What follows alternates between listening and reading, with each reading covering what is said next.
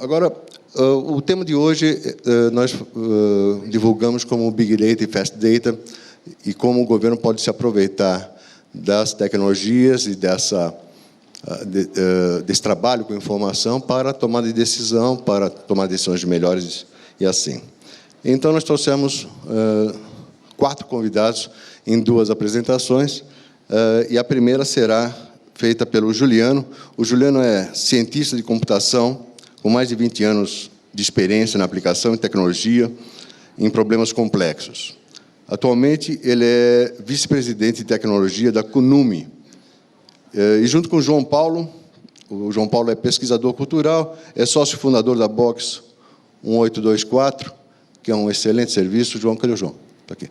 Excelente serviço, é um exemplo.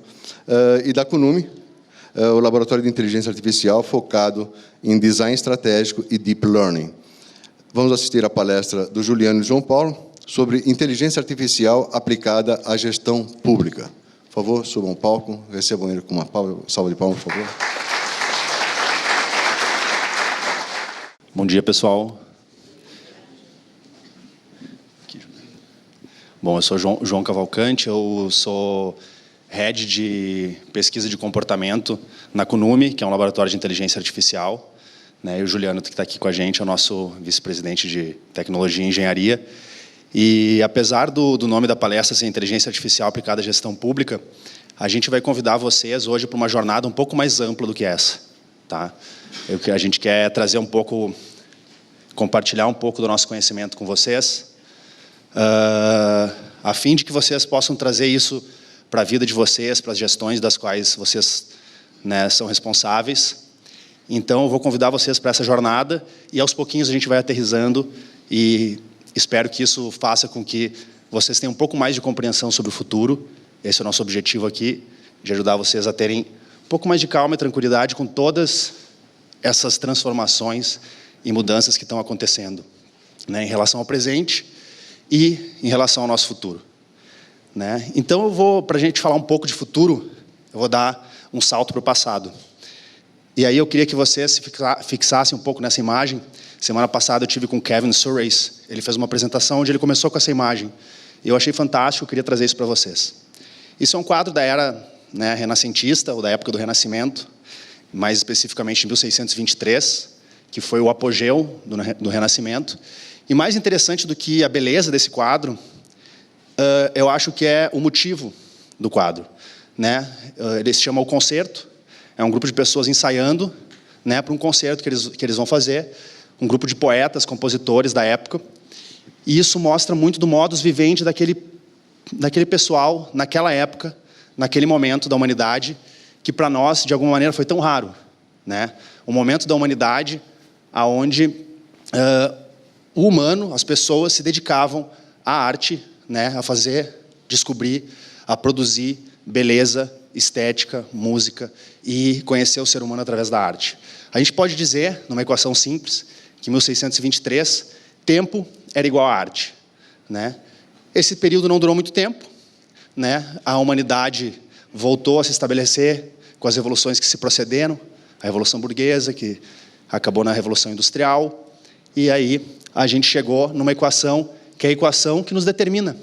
Na verdade, até muito antes do que a época do Renascimento, mas uma equação que nos determina até hoje e, eventualmente, vai nos determinar durante algum tempo. Mas é colocando em xeque, questionando essa equação, que a gente vai seguir aqui nessa apresentação. Por quê? Porque se hoje tempo é trabalho ou tempo é dinheiro, como todo o sistema de código da nossa sociedade contemporânea nos afirma dizer ou nos afirma buscar, alguns dados são absolutamente impressionantes. Em 2025, não está tão longe, apesar de parecer, menos de 10 anos, estamos em 2017, 1/3 dos trabalhos no mundo inteiro, na forma como a gente conhece eles não existirão mais. Não serão substituídos, eles não existirão mais. Obviamente, novos trabalhos, com a ascensão de novas tecnologias, acabam surgindo. Mas 1/3 dos trabalhos que a gente conhece hoje, e a gente não está falando só de trabalhos simples, de trabalhos de manufatura, ou trabalhos mais relacionados à questão mecânica, mas também da questão cognitiva. Os médicos, grande parte das especializações médicas estão dentro desse 1/3. né? É o que a gente chama da quarta revolução industrial, ou a revolução dos saberes, ou a revolução cognitiva, né? Isso está para acontecer, né? Isso vai acontecer e é engraçado porque são poucos anos, né, aqui para frente. Se eu tivesse aqui há 30 anos atrás, nos anos 90, e falasse para vocês, olha, tem uma coisa que está surgindo chamada internet que vai mudar a vida de todo mundo, né? Poucas pessoas tinham computador naquela época. E a internet vai mudar a maneira como a gente trabalha, a maneira como a gente se relaciona, a maneira como a gente compra, a maneira como a gente produz. Isso seria uma coisa, talvez, impensável. Talvez vocês olhassem para mim e pensassem, não vai acontecer. Assim como alguns de vocês, com certeza, estão pensando, 1/3 dos trabalhos vão desaparecer? Não vai acontecer. Mas eu falo, vai. Né? Assim como a internet, hoje, ela representa grande parte da vida da gente, quer a gente queira ou quer não, a revolução da automação, ela vai acontecer. Né? Então, a automação física e a automação cognitiva estão aí, já, sendo distribuídas como tecnologia e como forma de produção. Né? Mas ok, vamos dar um pulinho para trás e voltar para a internet. Né? Vamos entender um pouco aonde a internet nos trouxe e para onde ela está nos levando. Ela realmente transformou a humanidade como a gente conhece hoje, como a gente sempre conheceu e como a gente ainda vai conhecer. Mas ela teve um processo evolutivo. Ela começou com uma coisa que ninguém acreditava que poderia dar certo dentro de um universo acadêmico e acabou por revolucionar a infraestrutura do mundo como um todo. Ela passou para os computadores, dos computadores ela passou para os nossos telefones móveis, que estão no bolso de cada um de vocês aqui, e ela está passando agora para as coisas. Esse processo de evolução da internet, quando a gente olha ele pelo lado de código, pela perspectiva semiótica, o que está por trás de por que as pessoas utilizam a internet ou para onde ela está indo? Quando a gente vai para os anos 90, a internet, quando ela estava ali no seu início, onde a sua cara principal eram os portais de notícia, muito antes ainda dos search engines, né, dos buscadores de informação como o Google tomarem a frente da internet, a essência da internet era a atualização. Nós entrávamos na internet para nos atualizar sobre as coisas, algo que fazíamos antes nos jornais impressos. Passamos então a nos atualizar. A internet ela era uma via de mão única. A gente usava ela para ler notícias, ler coisas, para nos atualizarmos. Inclusive, a pessoa que não estivesse na internet, ela não estaria atualizada. Né? Se lembra, você está na internet já ou não? Está na internet ou não? Então, o próprio indivíduo, o próprio cidadão, se sentia não fazendo parte de um processo que ele precisava fazer parte. Eu preciso me atualizar, eu preciso entrar na internet, preciso estar dentro. O que é isso que está acontecendo?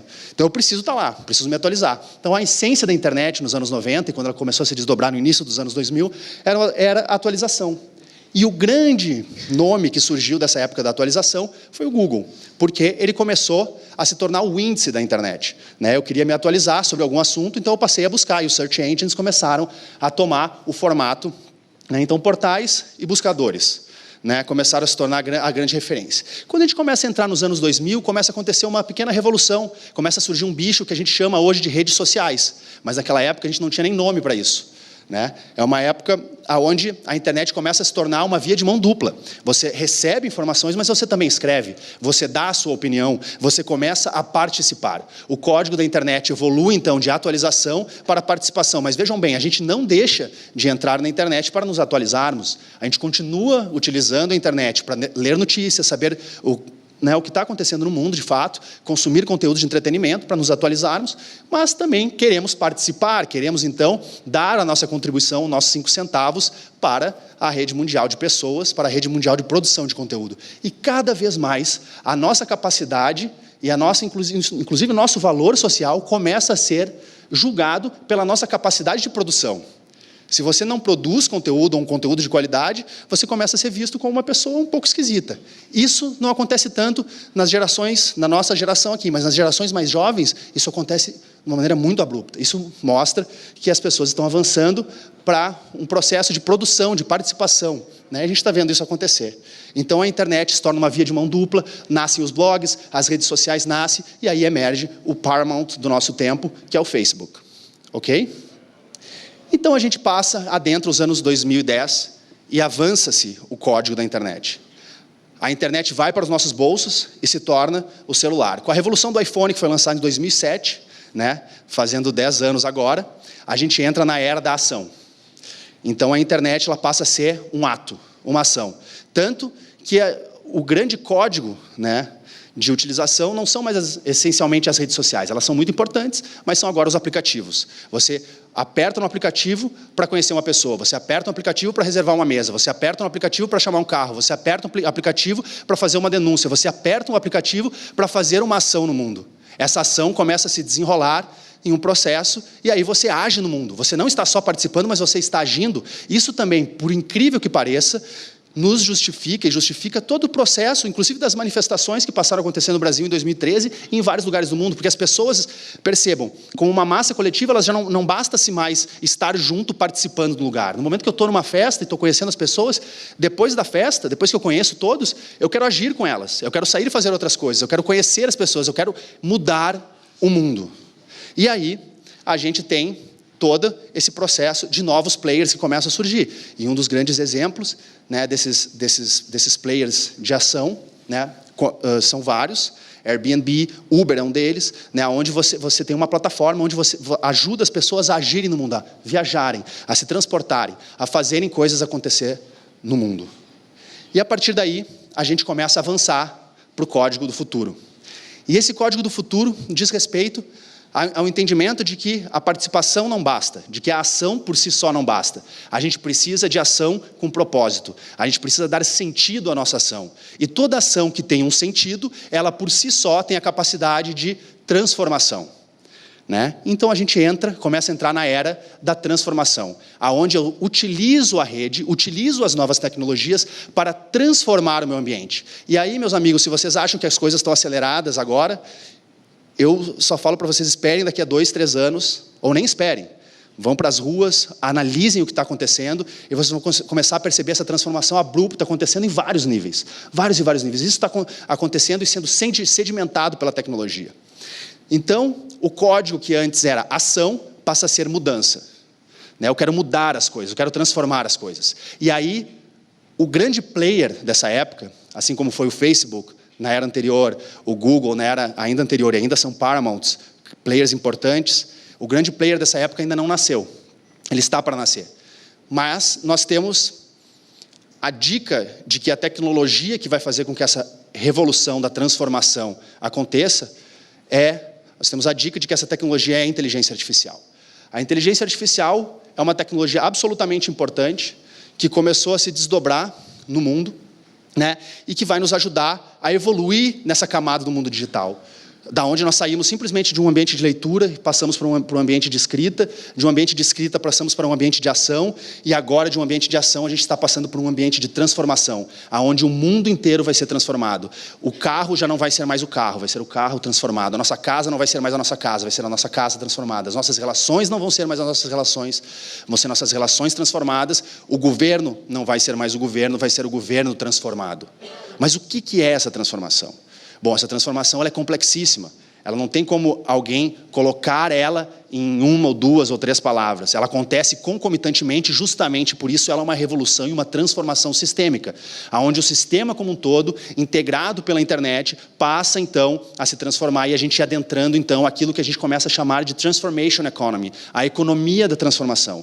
O que nós sabemos também é que essa economia da transformação passa por algumas áreas de disrupção, de novas tecnologias e novas áreas da ciência que começam a realmente criar essas revoluções sistêmicas. Algumas delas, sendo as mais importantes, passam por essas áreas aqui. Exploração espacial, nanotecnologia, biotecnologia e genômica ou genética, inteligência artificial, quantum computing, né, computação quântica, e cryptocurrencies, Bitcoin, blockchain e etc.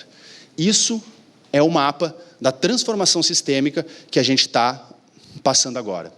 Dentre essas várias disciplinas novas, uma em especial a gente quer conversar com vocês hoje e mostrar e falar por que ela está revolucionando e para onde ela está indo.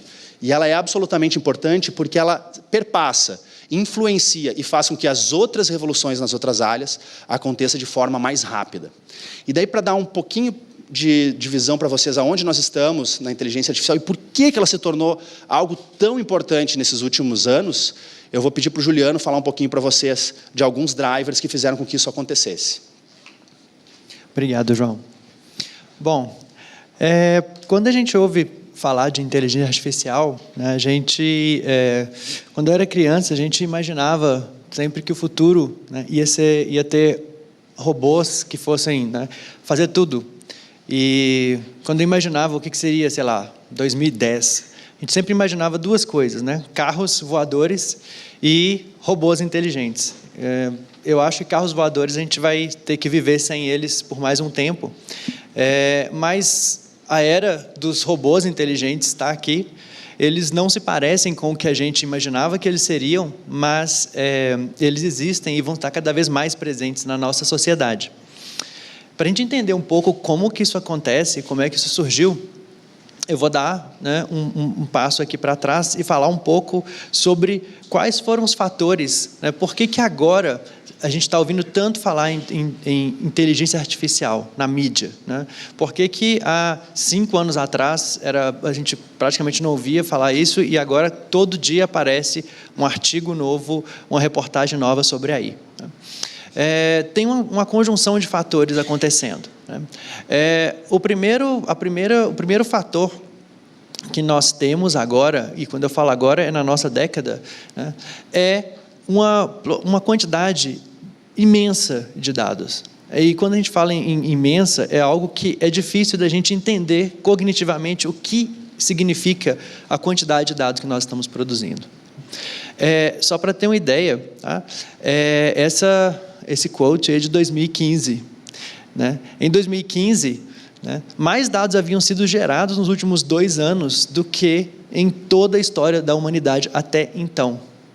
E se eu fosse arriscar, nós estamos em 2017, eu diria que provavelmente de 2015 a 2017 nós provavelmente já geramos mais do que isso novamente.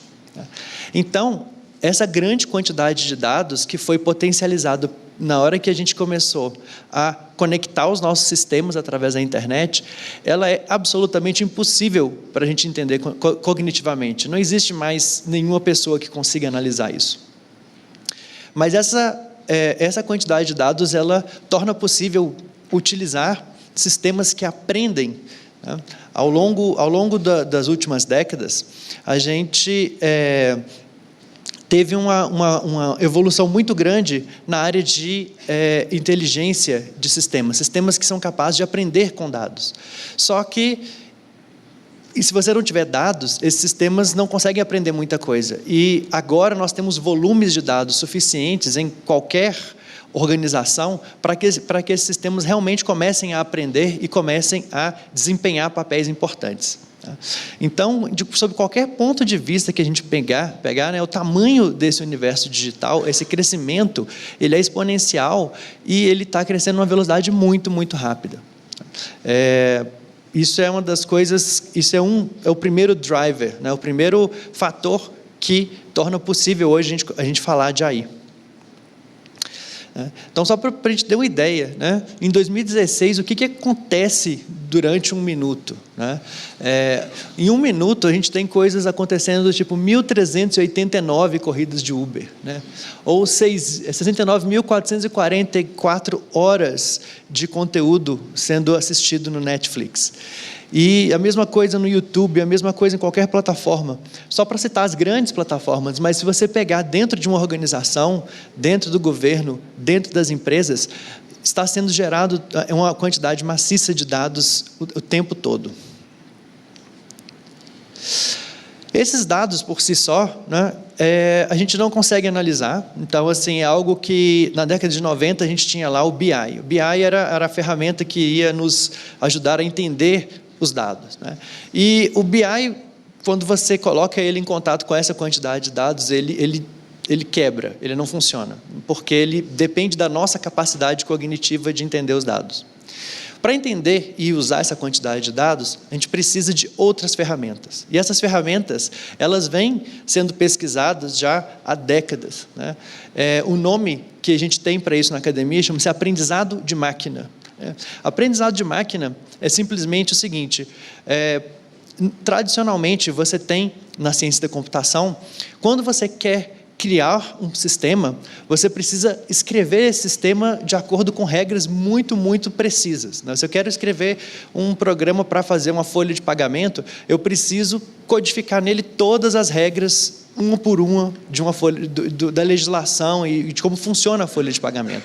E, tradicionalmente, sempre foi assim. Se eu quero resolver um problema, eu primeiro preciso entender o problema num nível de detalhe bem profundo, e aí eu consigo escrever um programa para resolver esse problema.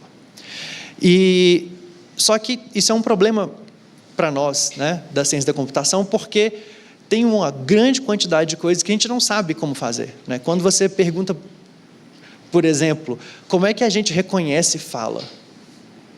Ninguém sabe exatamente como a gente faz isso. Ou como é que a gente reconhece uma pessoa quando a gente vê ela numa foto, mesmo que essa foto esteja, sei lá, fora de foco. A gente não sabe como exatamente a gente faz esse tipo de coisa. Então, o aprendizado de máquina ele é uma abordagem um pouco diferente da ciência da computação. No aprendizado de máquina, a gente cria sistemas que tentam aprender com dados como resolver o problema. Então, o próprio sistema cria a solução, e a gente dá para ele dados, né, e dá para ele um objetivo, e com isso ele vai tentar aprender com aqueles dados a resolver e achar uma solução. Isso não é uma coisa nova, né? A gente vem lá da década de 40, as primeiras tentativas de fazer isso, só que realmente só a partir da última década, né, teve um marco grande ali em 2006, na área usando uma tecnologia chamada redes neurais, que hoje em dia a gente ouve falar com o nome de Deep Learning, e a partir dali a gente teve um avanço muito grande em termos de teoria, entendimento de como fazer esses sistemas funcionarem bem.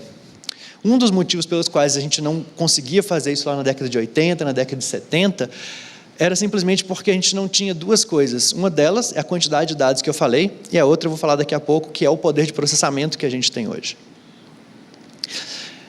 Então, esses algoritmos, eles têm evoluído de uma forma muito rápida, né?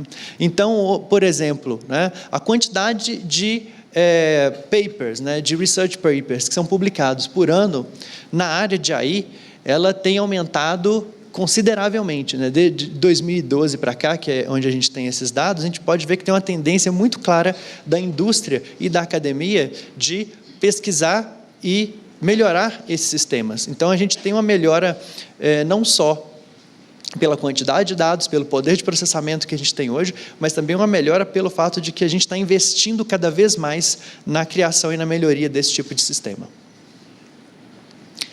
E o terceiro pilar dessa revolução daí é a evolução do hardware. Então, a gente tem uma quantidade de dados suficiente para fazer esses algoritmos de aprendizado de máquina funcionarem. A gente tem um desenvolvimento grande da teoria e das descobertas por trás desses algoritmos, e isso não ainda seria suficiente se a gente também, ao mesmo tempo, não tivesse uma revolução na forma como os computadores funcionam, né? Os computadores que a gente tem tradicionalmente são computadores pensados para uma era onde a gente criava um programa e cada programa executava uma sequência de ações, de uma forma bem linear, e um programa de cada vez. Esses computadores, eles foram evoluindo primeiro para um sistema que a gente chama de multiple cores, né, onde você pega uma CPU, um processador dentro do computador e divide ele em subprocessadores. Então, ao invés de executar um programa de cada vez, ele consegue agora executar vários programas ao mesmo tempo, né, realmente simultaneamente. E um avanço maior ainda com um tipo de arquitetura de computação chamada GPU, onde você quebra em milhares de cores, onde cada core é capaz de fazer uma pequena operação matemática, mas ele consegue fazer muitas delas em paralelo. Esse tipo de operação matemática é o tipo de operação matemática que é mais usado dentro dos algoritmos de machine learning. Para implementar os algoritmos de aprendizado de máquina, a gente usa exatamente esse tipo de computação. Então, o que aconteceu? A gente teve um aumento muito, muito grande no poder de processamento disponível. A gente consegue realizar cálculos hoje, realizar computações hoje, que, sei lá, 10 anos atrás seriam impensáveis, a gente consegue realizar com um computador que está na nossa mesa. Então, juntando essas três coisas, a gente tem a disponibilidade de dados, a evolução da técnica e a evolução do poder de processamento. essas três coisas juntas, elas tornam possível a gente hoje desenvolver sistemas que aprendem a partir de grandes quantidades de dados e aprendem a realizar tarefas que até há pouco tempo atrás eram consideradas tarefas que só pessoas conseguiam realizar, né? Se a gente parar para pensar, por exemplo, no reconhecimento de voz, que hoje em dia está ficando muito comum a gente usar no celular, a gente falar com o celular quando a gente quer achar um endereço, ligar para uma pessoa ou agendar um compromisso, esse reconhecimento de voz era algo que era impensável há 5 anos atrás. Então, porque o motivo pelo qual isso é possível hoje é porque a gente mudou esse paradigma de tentar desenvolver os sistemas baseados em regras e, na verdade, passar a desenvolver sistemas baseados em aprendizado. E isso é que é a inteligência artificial. Isso muda, primeiro, a ciência da computação, como a gente conhece, mas o impacto disso para a sociedade como um todo, a gente está só começando a ver. Pedir para o João continuar falando um pouquinho como é que essa transformação impacta a nossa sociedade. Então, a gente está justamente... Posso pegar aqui? Obrigado, Juliano.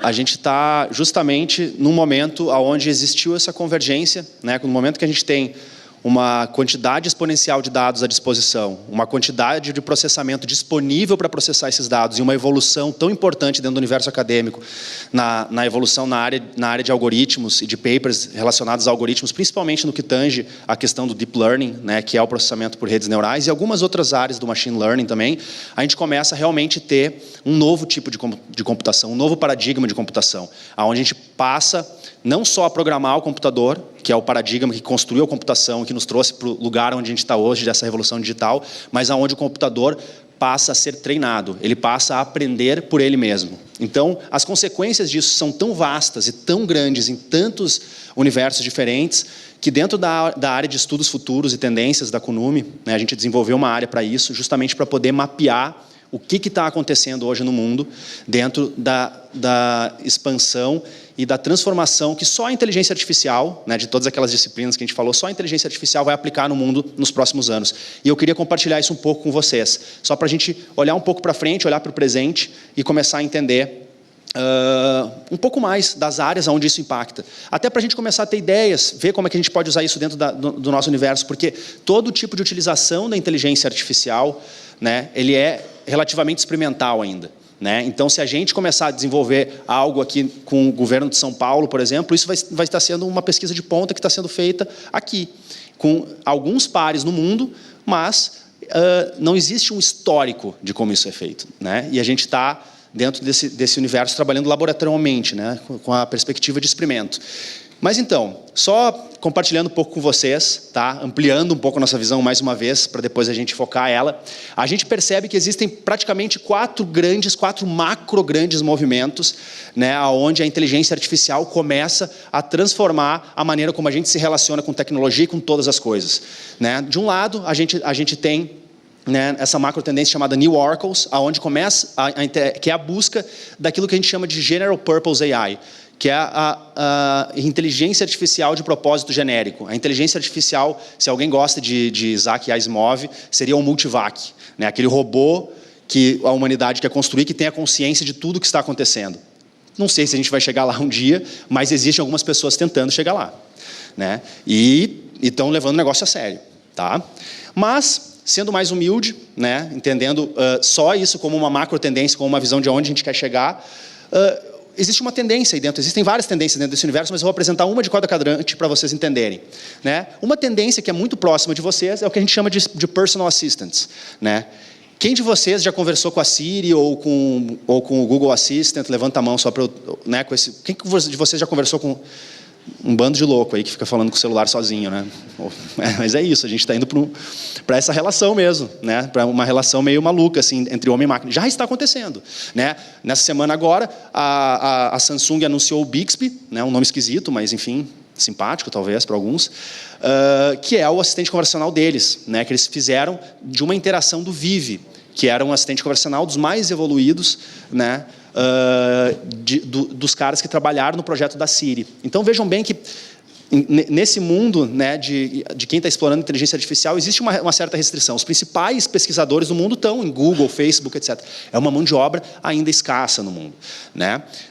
Mas, bem, essa é uma tendência dentro daquela macro tendência dos New Oracles. Então, se vocês acham que esse New Oracle é uma viagem, esse novo oráculo, a busca, só olhar para o bolso de vocês, conversarem com o celular para ver que a coisa não está tão distante assim. São várias camadas de tipos diferentes de inteligência artificial que é preciso fazer para conseguir entregar uma assistente geral como essa, né? Uma assistente que pode marcar uma reunião, que pode comprar passagem, que pode chamar um Uber para você, que você pode perguntar o horário, né? Existe processamento de linguagem natural, mas existem outros layers de outras coisas. Mas evoluindo dentro do nosso mapa, então a gente sai dessa visão de uma inteligência artificial de propósito geral descorporificada, né? E vai para o impacto dela na nossa vida. Então a gente começa a ver uma macro tendência que a gente chama de superhumans, que são super-humanos. A gente, nós mesmos, se transformando em super-humanos. E aí, dentro dessa tendência, dentro dessa macro, existe uma tendência chamada Symbiotic Intelligence, né? Que também, se vocês acham que é uma loucura, né, a gente começar a pensar sobre colocar computador, né, relacionado ao nosso cérebro, essa interface computer brain, machine brain, né? A semana passada, na verdade, foi lançado oficialmente o Neuralink, que é um novo empreendimento do Elon Musk, cujo objetivo é criar justamente um protótipo desse Neural Lace, né, que seria um dispositivo que estaria conectado ao nosso cérebro, que faria com que a gente estivesse não só conectado à internet, mas também que a gente tivesse uma capacidade de processamento, né, cerebral maior do que a gente tem hoje, para a gente poder começar a competir com as máquinas, porque a gente vai começar a competir com as máquinas em breve.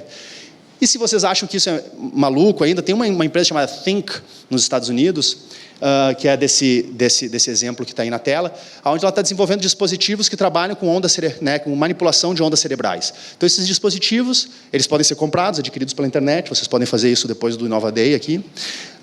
E aí você conecta esse dispositivo, para quê? Para relaxar, para focar, para mudar os seus moods. E isso está sendo, por alguns papers, comprovado já cientificamente de que esse tipo de tecnologia de brainwave, né, de manipulação de ondas cerebrais, afeta, de fato, a nossa capacidade de produção, a nossa capacidade de transformação dos nossos moods. Então, conectando uma coisa a outra, a gente chega nisso que a gente chama de symbiotic intelligence, que é a simbiose da inteligência humana, uma inteligência que se expande, né? Então, aí está o superhumans. Aqui dentro tem outras tendências, mas a gente vai apresentar apenas uma.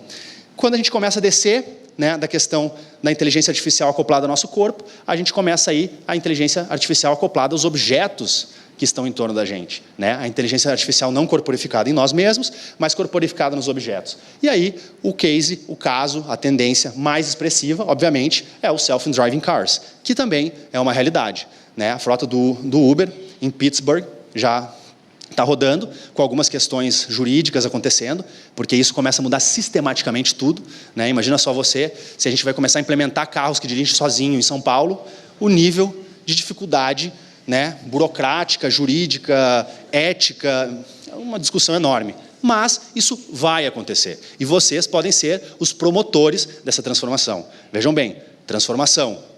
Esse é o código do momento que a gente vive hoje. Então, todos estão sendo convidados a serem promotores dessa transformação. Ou você vai ser um promotor, ou você vai ser uma pedra no meio do caminho, né?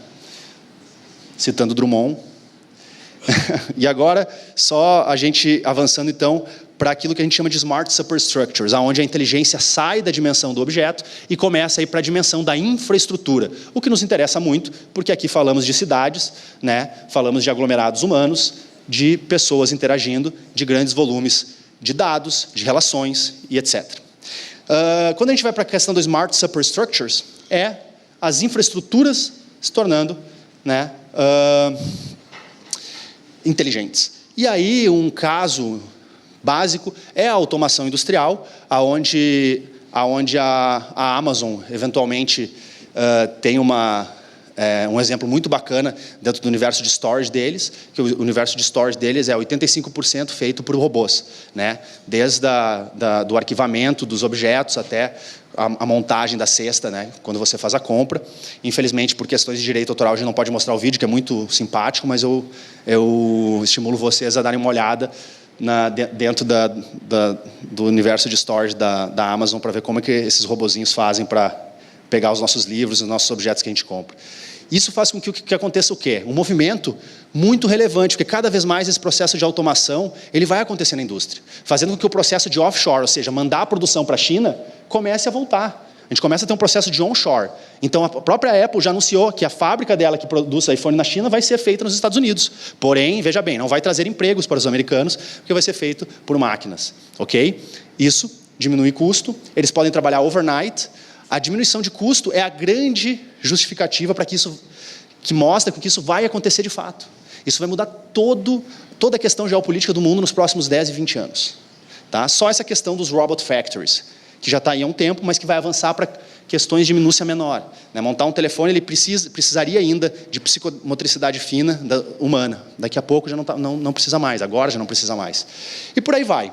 Então eu vou passar mais rapidamente aqui. Quando a gente fala de robot factories, a gente fala também de infrastructure robots. Imagina só toda a construção civil. Hoje isso aqui é o Fast Brick Robot, que é um robô que constrói casas com tijolo. Então imagina você não tendo que lidar com mão de obra, uma construtora, não tendo que lidar com a questão humana, trabalhando com um robô que monta a coisa 300 vezes mais rápido do que o humano, sendo mais barato e podendo também trabalhar overnight, é no-brainer. Isso vai acontecer. Então isso começa a colocar, ok, essas pessoas que trabalhavam lá, para onde elas vão? O que acontece? É um impacto muito grande, porque realmente não faz sentido o ser humano ficar levantando prédio, né, trabalhar para isso. Existem outros caminhos, outras coisas que podem ser feitas. Aí tem educação, aí tem outras coisas. Falando ainda de robôs de infraestrutura, robô de segurança, né? Tem robôs da saúde. Esse aqui é o Da Vinci, que é um robô que faz microcirurgias. Né? Eles estão avançando. A gente imagina que daqui a alguns anos a gente vai achar, quando a gente olhar para trás e falar, porra, mas um ser humano me abria e botava, a gente já vai achar uma barbárie isso. Né? Vai achar bizarro, medonho. Porque a máquina ela tem um grau de precisão muito maior, um grau de capacidade de contornar, né, algumas situações de risco muito maior, e a gente está avançando para essa dimensão cognitiva assim, isso vai acontecer também. Tá? Então aqui, assim como existem esses infrastructure robots, existem também os personal robots lá do outro lado, só para vocês entenderem para onde a gente está indo também. Depois a gente tem a questão das frotas autônomas, desde frotas de drones, né, até frotas de caminhão.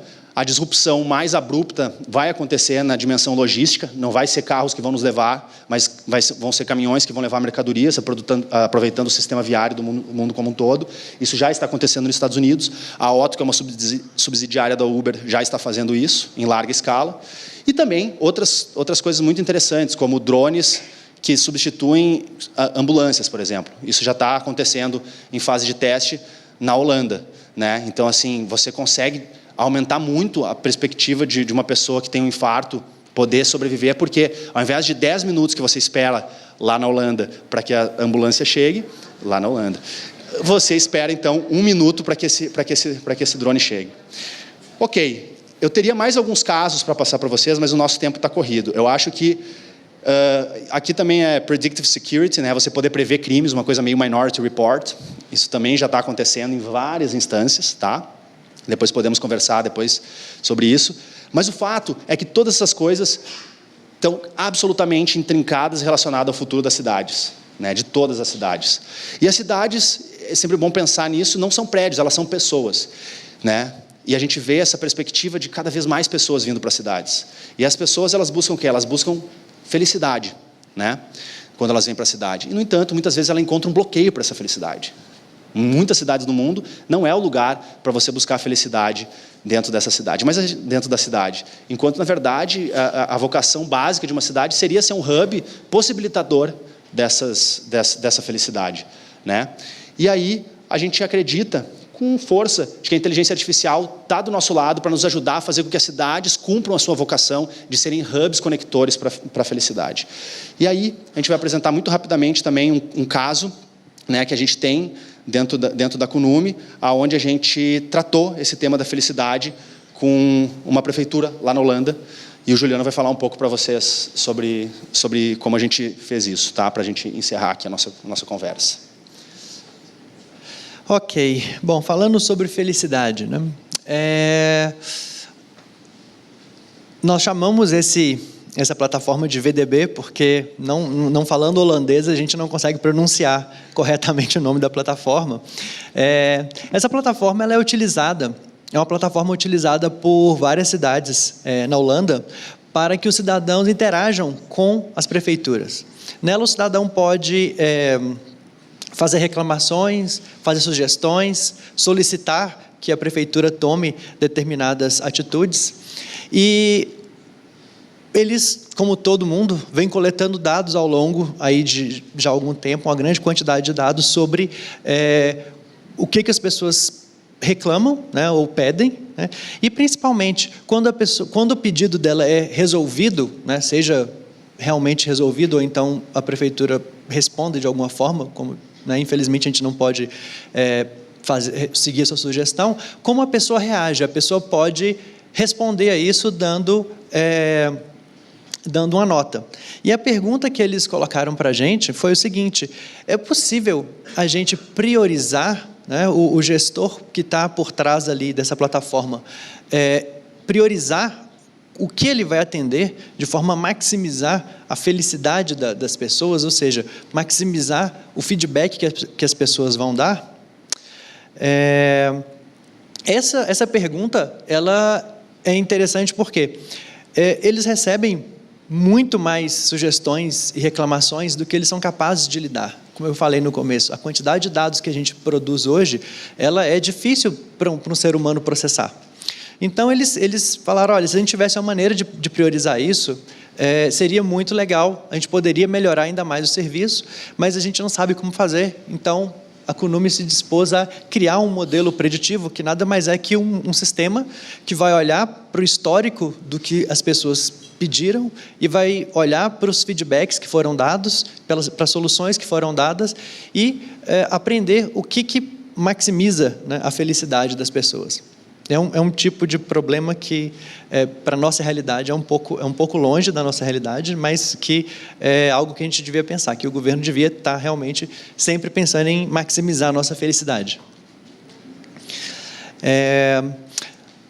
Tecnicamente, o que a gente fez foi criar uma rede neural, que é um dos algoritmos de aprendizado de máquina, né, que estão revolucionando aí a inteligência artificial, para predizer uma avaliação, dado que essa avaliação seja resolvida de uma determinada forma.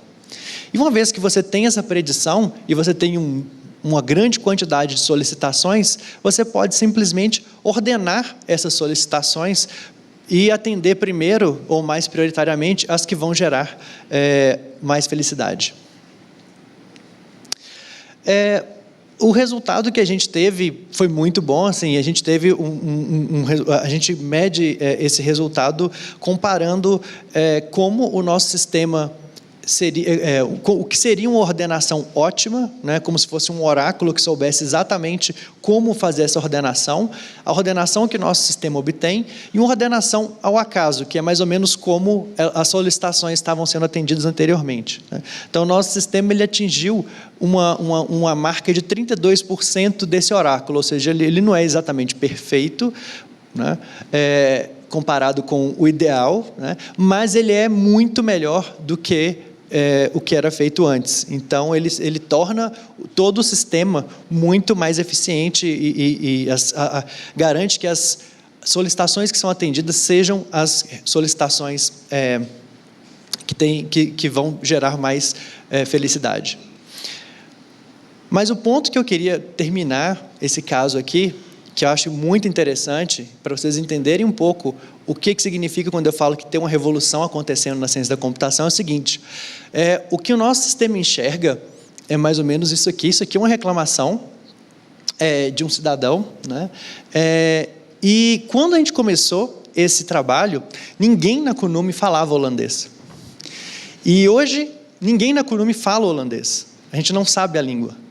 E, no entanto, nós criamos uma máquina que, primeiro, aprendeu como o holandês funciona, como a língua funciona, lendo artigos em holandês na Wikipedia, né? E depois aprendeu como aplicando esse conhecimento de holandês para fazer essa priorização. Então, apesar da gente não saber holandês, a gente consegue desenvolver um sistema que funciona numa língua. E Isso é algo absolutamente sem precedentes na história da computação. Então, isso abre uma possibilidade de criar sistemas inteligentes que geram soluções que a gente sabe como avaliar, mas a gente não sabe exatamente como entender. Ninguém exatamente entende como o sistema está funcionando, mas a gente consegue avaliar que ele está funcionando e que ele funciona bem. Então, isso é algo que é um ponto que eu gostaria de deixar para vocês aqui. Pensar como é que você cria como é que a gente hoje é capaz de criar um sistema que opera numa realidade com a qual a gente não consegue exatamente entender. Perfeito, perfeito. Pessoal, acho que o nosso tempo acabou, né, pelo jeito, né? Então, é basicamente isso aqui, né, um plot das nossas tendências, mas a gente queria só deixar uma mensagem no final, que essa revolução da inteligência artificial, ela está acontecendo agora, ela tem um nível experimental, mas resultados fantásticos, como foi esse case que a gente apresentou para vocês, e a gente está construindo aos poucos uma comunidade internacional de cidades que consigam conversar entre si para entender as melhores práticas, as melhores perspectivas, né? Essa iniciativa chamada City.ai é uma iniciativa que congrega essas comunidades, né? Já existe uma comunidade sendo montada, e a utilização de inteligência artificial para cidades talvez nos aproxime de um futuro onde a gente possa retomar o tempo humano como sendo arte, produção de coisas que fazem bem e sentido para a nossa vida, muito mais do que a busca incessante pelo dinheiro, por um trabalho que às vezes não nos recompensa. Ok? Estamos aqui para tentar criar esse futuro. Quem quiser criar ele com a gente, por favor, a gente está à disposição para conversar com vocês. Muito obrigado.